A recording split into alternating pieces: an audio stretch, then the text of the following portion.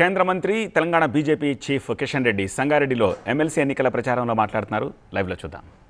Coaching centre ఉంటుందో మషూరాబాద్, గాంధీనగర్, అశోక్ నగర్ ప్రాంతంలో ఉన్నటువంటి లైబ్రరీ వద్దకు రాహుల్ గాంధీ వచ్చాడు, రేవంత్ రెడ్డి వచ్చాడు, వాళ్ళందరినీ కలిశారు. తెలంగాణ వచ్చిన తర్వాత ఈ టీఆర్ఎస్ పార్టీ ఏమీ చేయలేదు, మీకు అన్యాయం చేసింది, ఉద్యోగం మోసం చేసింది, మేము అధికారంలోకి వస్తే ఇది జాబ్ క్యాలెండరు, దీని ప్రకారం ఉద్యోగాలు ఇస్తా అని చెప్పి నిరుద్యోగతో ఒక హామీ ఇచ్చారు. కానీ ఈరోజు చూస్తూ ఉంటే వాళ్ళందరినీ కూడా ఈరోజు మోసం చేశారు. ఇచ్చిన హామీ ప్రకారము, ప్రకటించినటువంటి జాబ్ క్యాలెండర్ ప్రకారము ఉద్యోగ నియామకాలు జరగలేదు. ఈరోజు ఏ రకమైనటువంటి పరిస్థితి ఉందంటే, ఉద్యోగస్తులకు ఇవ్వాల్సినటువంటి, ఉపాధ్యాయులకు ఇవ్వాల్సినటువంటి డిఏలు ఇవ్వడం లేదు, వేతన సవరణ సంబంధించి పిఆర్సి ఇంతవరకు ప్రకటించలేదు. కేంద్ర ప్రభుత్వం ప్రకటించింది కానీ రాష్ట్ర ప్రభుత్వం ప్రకటించలేదు. ఈరోజు రిటైర్ అయిపోతే టీచర్స్, రిటైర్ అయిపోయినటువంటి ప్రభుత్వ ఉద్యోగులు, వాళ్లకు రావాల్సినటువంటి బెనిఫిట్స్ సకాలంలో ఇవ్వనటువంటి పరిస్థితి ఈ రాష్ట్రంలో కనిపిస్తా ఉంది. రానున్న రోజుల్లో ప్రభుత్వ పాఠశాలలకు కొత్త బిల్డింగులు కట్టడం దేవుడెరుగు. ఈయనేదో ఇంటర్నేషనల్ స్కూల్స్ మండల్లో పెడతానని చెప్పారు. కాంగ్రెస్ పార్టీ నాయకులు ఇద్దరు ఎగిరెగిరి మాట్లాడారు ఎలక్షన్స్. కొత్త ఇంటర్నేషనల్ స్కూల్ దేవుడెరగా ఉన్న స్కూళ్లకు సున్నమేలైనటువంటి పరిస్థితుల్లో ఈరోజు ప్రభుత్వం ఉంది. విద్యార్థులు కూర్చున్నటువంటి ఫర్నిచర్ విరిగిపోతే కొత్త ఫర్నిచర్ ఇవ్వలేనటువంటి దౌర్భాగ్యమైనటువంటి పరిస్థితుల్లో తెలంగాణ ఆర్థిక వ్యవస్థ ఉంది. ఇంత దుర్మార్గంగా ఈ ప్రభుత్వం ఉంది.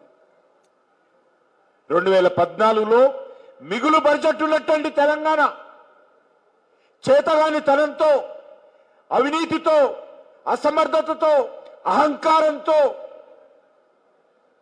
దుబారా ఖర్చుతో పోజులు కొట్టి ఈరోజు తెలంగాణని ఈరోజు అప్పుల తెలంగాణ మార్చినటువంటి ఘనత ఈ రెండు పార్టీలకు దక్కుతుంది. అద్భుతమైనటువంటి తెలంగాణ నాది. ఈ తెలంగాణను దేశంలోనే ఒక ఆదర్శమైనటువంటి తెలంగాణగా, దేశంలోనే అభివృద్ధి చెందినటువంటి రాష్ట్రంగా తెలంగాణను అభివృద్ధి చేసుకోవడానికి అవకాశం ఉంది. కానీ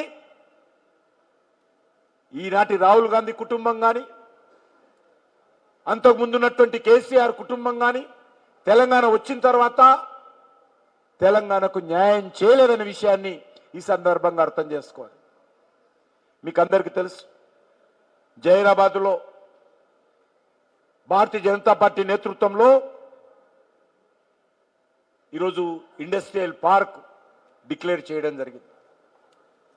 అంతేకాదు, కాజీపేటలో కోచ్ ఫ్యాక్టరీ నిర్మాణానికి వేగవంతంగా పనులు పూర్తవుతా ఉన్నాయి. ఈ సంవత్సరం ఎండింగ్ లోపల కోచ్లు తయారు చేసేటువంటి అవకాశం ఉంది. వరంగల్లో మెగా టెక్స్టైల్ పార్క్ ప్రకటించాము. మన ఈ యొక్క కరీంనగర్లో యూరియా ఫ్యాక్టరీకి నరేంద్ర మోడీ గారు శంకుస్థాపన చేసి వారే ప్రారంభించారు. ఈరోజు యూరియా ఉత్పత్తి అవుతా ఉంది. ఎన్టీపీసీ ఆధ్వర్యంలో సుమారు ఈరోజు 5,000-6,000 కోట్ల రూపాయలతోటి విద్యుత్ ఉత్పత్తి జరుగుతూ ఉంది. ఇంకా మరికొంతగా కొన్ని యూనిట్లు వస్తాయి. ఈరోజు జాతీయ రహదారులు అద్భుతంగా నిర్మాణం అవుతా ఉన్నాయి. హైదరాబాద్ నుంచి మీరు నర్సాపూర్ రోడ్డు చూసుకున్నా, హైదరాబాద్ నుంచి మీరు బాంబే రోడ్డు తీసుకున్నా, హైదరాబాద్ నుంచి నాగపూర్ రోడ్డు తీసుకున్నా, హైదరాబాద్ నుంచి మీరు మరి ఛత్తీస్గఢ్ రోడ్డు తీసుకున్నా, హైదరాబాద్ నుంచి విజయవాడ రోడ్డు తీసుకున్నా, హైదరాబాద్ నుంచి బెంగళూరు రోడ్డు తీసుకున్నా, అన్ని రాష్ట్రాలకు సంబంధించి వెళ్ళేటువంటి అద్భుతమైనటువంటి రహదారులు ఈరోజు నరేంద్ర మోడీ గారు నిర్మాణం చేశారు.